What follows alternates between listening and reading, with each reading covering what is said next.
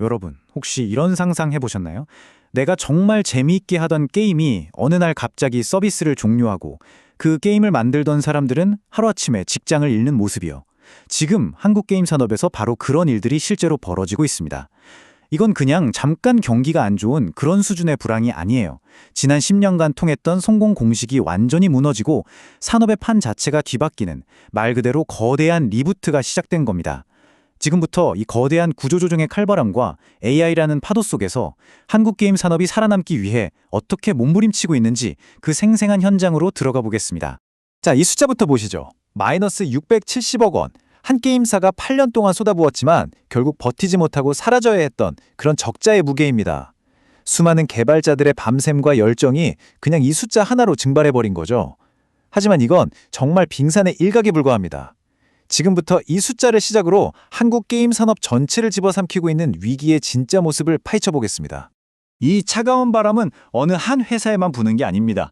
업계 전체에 그야말로 고용 한파가 몰아치고 있어요. 5년 연속 적자에 시달린 라인게임즈는 결국 창업자가 회사를 떠나고 동료들을 내보내야만 했습니다. 근데 이게 작은 회사들만의 얘기가 아니에요. NC, 넷마블 버튼 거인들도 예외는 아니고요. 심지어 역대급 실적을 내고 있는 크래프톤마저 미리 대비한다는 명분으로 조직을 줄이고 있습니다. 이렇게 잘 나가는 회사조차 미래가 불안해서 허리띠를 졸라맨다는 것, 이게 바로 지금 이 산업 전체가 얼마나 깊은 위기감에 빠져 있는지를 보여주는 가장 확실한 증거겠죠. 자, 첫 번째 이야기입니다. 한 시대의 종말. 지난 10년간 한국 게임계를 먹여 살렸다고 해도 과언이 아닌 황금 공식이 있었죠. 바로 리니지 라이크라고 불리는 모바일 MMORPG. 근데 이 공식이 이제 완전히 깨져버렸습니다. 더 이상은 통하지 않는다는 걸 모두가 아주 고통스럽게 깨닫고 있는 중입니다. 그 상징적인 사례가 바로 라인게임즈입니다. 5년 동안 쌓인 적자, 이건 그냥 회계장부 속 숫자가 아니었습니다. 창업자가 직접 회사를 떠나야 했고 함께 꿈을 키우던 동료들한테 나가달라고 말해야 하는 정말 그 고통스러운 현실 그 자체였던 거죠. 하나의 성공 공식에만 매달렸을 때 그 끝이 얼마나 아플 수 있는지를 보여주는 장면입니다. 그런데 여기서 정말 흥미로운, 어떻게 보면 좀 무서운 회사가 바로 NC소프트입니다. 75억 원 영업 손실. 딱 보면 와, NC도 힘든가 싶잖아요? 근데 이게 아니에요. 일부러 의도적으로 만든 전략적 적자라는 겁니다. 무슨 말이냐면 돈을 못 벌어서 생긴 손실이 아니라 미래를 위해서 지금의 조직을 바꾸는데 무려 2천억 원에 가까운 돈을 퇴직금으로 쓰면서 일부러 적자를 만들었다는 뜻입니다. 말 그대로 자기 뼈를 깎는 출혈을 감수해서라도 과거와 완전히 헤어지겠다는 무서울 정도로 강력한 의지를 보여주는 거죠. 이제 두 번째 장으로 넘어가 보죠. 업계를 뒤흔드는 또 하나의 거대한 힘, 바로 인공지능 AI입니다. 이게 참 어떤 사람에게는 내 일자리를 뺏는 공포 그 자체고 또 다른 사람에게는 전에 없던 기회를 주는 강력한 도구죠. 그야말로 양날의 검입니다. 이 그림 아마 많은 개발자분들이 한 번쯤은 머릿속으로 그려봤을 거예요. 내 옆자리를, 아니 어쩌면 내 자리 자체를 AI가 차지하는 모습.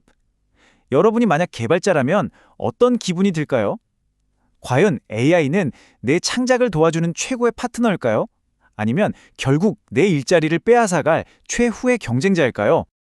그리고 이 불안감은 더 이상 상상이 아닙니다. 현실이 됐죠. 캔디 크러쉬 사가 아시죠? 그 회사를 다니다 해고된 한 개발자의 증언은 정말 등골을 옥삭하게 만듭니다. 우리가 몇 달간 공들여 만든 AI 툴이 결국 우리 팀 전체를 대체해버렸다. 내가 만든 도구가 내 목을 겨누는 칼이 되어버린 겁니다. AI의 위협이 바로 이렇게 우리 생각보다 훨씬 빠르고 잔혹하게 다가오고 있다는 증거죠. 이런 공포가 그냥 기분 탓이 아니라는 게 데이터로도 나옵니다. 최신 GDC 설문조사를 보면 개발자 10명 중 3명은 AI 때문에 내 직업이 위험하다고 느끼고 있어요. 근데 진짜 무서운 건 속도예요. 불과 1년 만에 이 수치가 18%에서 30%로 12%포인트나 수직으로 상승했다는 거. 공포가 말 그대로 전염병처럼 번지고 있는 겁니다. 하지만 이 문제는 단순히 일자리가 몇 개 줄어드냐의 문제가 아닙니다. 훨씬 더 깊은 곳을 건드리고 있죠. 미국 배우조합의 파업 사례처럼요. 한 인간의 정체성, 직업 윤리, 그리고 창의성이란 대체 무엇인가 하는 근본적인 질문까지 던지고 있습니다. 기술 발전이 우리의 윤리적인 합의를 앞질러 갈 때 어떤 일이 벌어지는지 보여주는 거죠. 배우들이 싸운 건 단순히 돈 때문이 아니었어요. 자신의 영혼을 지키기 위한 싸움이었습니다. 한번 생각해 보세요. 내 목소리, 내 표정, 내 연기가 나도 모르는 사이에 AI한테 학습돼서 나를 똑같이 복제한 디지털 유령이 스크린을 막 돌아다니는 거예요. 정말 끔찍하죠? 이 파업은 바로 그 공포에 맞선 싸움이었고, 마침내 디지털 복제를 위해서는 배우의 명시적인 동의와 정당한 보상이 반드시 필요하다는 AI 시대의 창작 윤리에 대한 역사적인 첫 번째 합의를 이끌어냈습니다. 자, 이제 세 번째 장입니다. 위대한 탈출. 이렇게 안에서는 구조조정과 AI 쇼크 같은 파도가 몰아치니까 한국 게임사들이 밖에서 탈출구를 찾기 시작합니다. 더 이상 좁아터진 국내 시장이 아니라 더 넓은 세계, 바로 글로벌 PC와 콘솔 시장이라는 새로운 약속의 땅을 향해서요. 이 그림 한 장이 지금의 상황을 딱 요약해 줍니다. 다들 똑같은 게임만 만들어서 더는 비집고 들어갈 틈도 없는 국내 모바일이라는 좁은 우물을 떠나는 거죠. 그리고 무한한 가능성이 펼쳐진 글로벌 PC, 콘솔이라는 거대한 바다로 나아가는 대이동. 이것이 바로 지금 한국 게임 산업의 유일한 생존 전략입니다. 이게 그냥 말로만 하는 게 아니라는 게 요즘 나오는 신작 라인업을 보면 딱 보입니다. 이제 리니지 라이크는 찾아보기도 힘들어요. 대신에 심주의 도전장을 내민 인생 시뮬레이션 인조이나 콘솔 액션의 끝을 보여주겠다는 붉은 사막 같은 완전히 새로운 장르의 게임들이 나오고 있죠. 넥슨, 넷마블도 마찬가지고요. 이건 그냥 게임 몇 개 수출하는 차원이 아닙니다. 회사 체질 자체를 아예 글로벌 스탠다드에 맞춰서 뜯어고치는 거대한 수술인 셈이죠. 네 번째 장입니다. 규칙을 다시 쓰다. 이 거대한 전환은 단순히 다른 종류의 게임을 만든다고 끝나는 게 아닙니다. 지난 10년 동안 이 업계를 지탱해온 바로 그 비즈니스 모델 자체를 바꿔야 하는 정말 뼈를 깎는 수준의 변신이 필요한 거죠. 그리고 이 고통스러운 변신의 한가운데 과거의 제왕이었던 NC소프트가 서 있습니다. 리니지 라이크라는 공식으로 누구보다 화려한 성공을 거뒀던 바로 그 회사가 이제는 그 성공 공식을 자기 손으로 부셔야 하는, 어떻게 보면 가장 아이러니하고 또 가장 어려운 시험대에 오른 겁니다. NC가 아이온2에 건 전략 크게 두 가지로 볼 수 있습니다. 첫째, 서구권 유저들이 진짜 싫어하는 거 있죠? 페이투윈, 돈 많이 쓰는 사람이 무조건 이기는 거요. 이걸 버리겠다고 선언했습니다.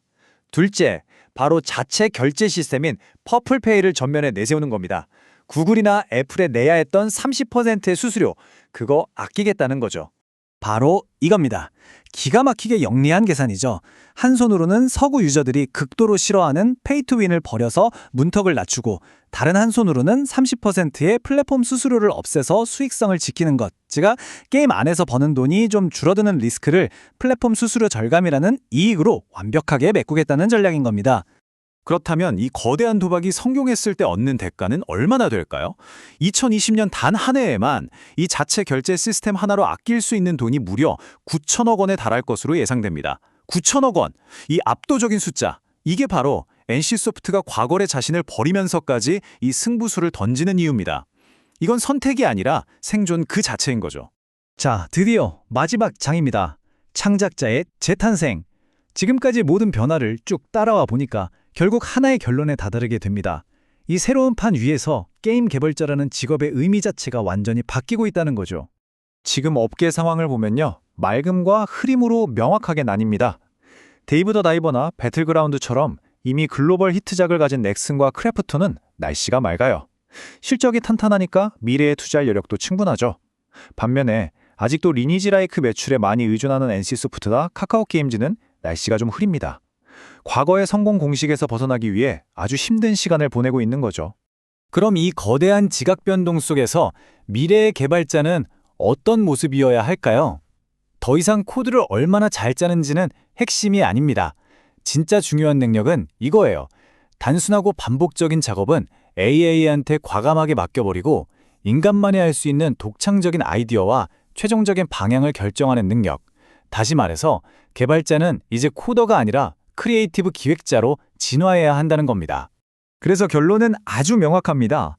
AI가 개발자를 대체하는 게 아니고요. AI를 도구로서 잘 활용하는 개발자가 그렇지 않은 개발자를 대체하게 될 겁니다. AI는 이제 무시하고 피해야 할 대상이 아니라 반드시 내 것으로 만들어야 할 가장 강력한 무기가 된 거죠. 오늘 우리는 AI를 어디까지나 인간을 돕는 도구라는 관점에서 이야기했습니다. 하지만 마지막으로 이 질문을 한번 던져보고 싶습니다. 만약에 AI가 이 선을 넘어서 스스로 세계관을 만들고 스토리를 쓰는 진짜 창작자가 되는 날이 온다면 어떻게 될까요? 인간이 만든 세상이 아니라 AI가 상상한 세상에서 우리가 게임을 할 때 과연 그때 느끼는 재미와 감동도 지금과 같을까요? 아니면 완전히 다른 무언가가 될까요?